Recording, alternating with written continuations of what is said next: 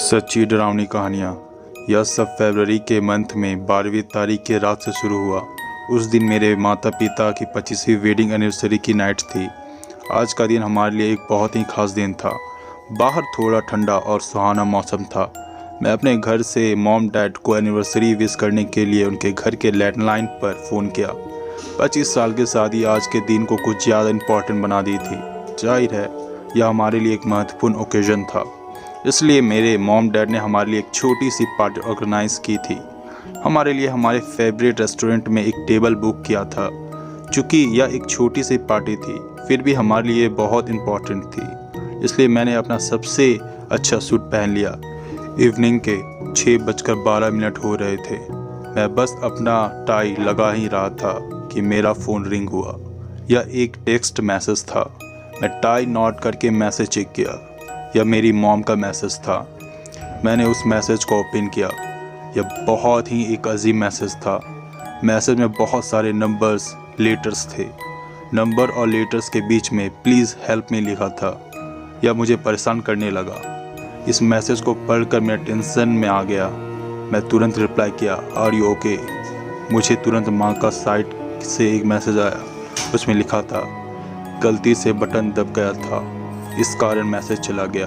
और यह सब पढ़कर मैं फिर से रेडी होने लगा। कुछ मिनट्स बाद मुझे फिर से एक मैसेज आया। इस बार डैड के नंबर से था। मैं मैसेज को चेक किया। एक बार फिर से वही लेटर्स और नंबर के मिक्सचर के बीच प्लीज़ हेल्प मी लिखा हुआ था। यह मुझे फिर से चिंतित कर दिया, लेकिन फिर मुझे लगा कि हो सकता है डैड मुझसे मजाक कर रहे हों, क्योंकि वो मेरे से हमेशा मजाक करते रहते हैं। फिर भी मैं आश्वस्त होने के लिए उन्हें मैसेज सेंड कर दिया और उनका भी सेम रिप्लाई आया जो मॉम ने दिया था। अभी कुछ मिनट्स गुजरे ही होंगे कि मेरी सिस्टर के नंबर से मुझे मैसेज आया और यह मैसेज भी बिल्कुल सेम था। अब मैं समझ चुका था कि कुछ तो गलत है या सब कोई मुझसे मजाक कर रहा है। मैं टेंशन में घर से तुरंत रेस्टोरेंट की तरफ भागा। रास्ते में ही मॉम डैड के मोबाइल पर फ़ोन किया, बट किसी ने रिसीव नहीं किया। फिर सिस्टर को कॉल किया, लेकिन वो भी रिसीव नहीं की। अब मैं गंभीर चिंता की स्थिति में था। मैं जल्दी से रेस्टोरेंट पहुंचना चाहता था।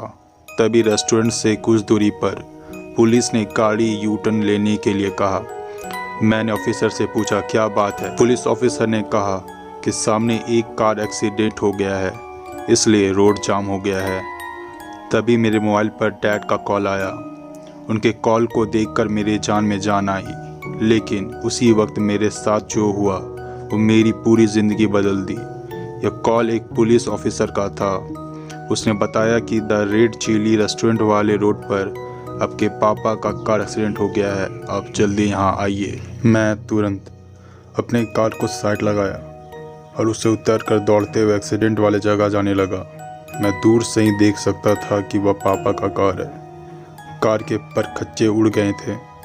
यह एक ह्यूज कार एक्सीडेंट था, लेकिन आश्चर्य की बात यह थी कि यह कार ना तो किसी अदर कार से टकराई थी, ना ही इसमें कोई आग वगैरह लगी थी। तभी मैं कार के एकदम बगल में आ गया। अब मेरी आंखें भर आई थी। मेरे आंखों के सामने मेरी पूरी फैमिली की डेड बॉडी पड़ी थी।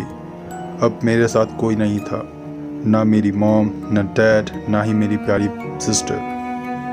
पुलिस ने मुझे बताया कि 6:11 पर यह कार चलते चलते अचानक ब्लास्ट कर गया। देखते ही देखते सब लोगों की मौत हो गई। यह वही समय था जब मुझे पहला मैसेज मेरी माँ के मोबाइल से आया था।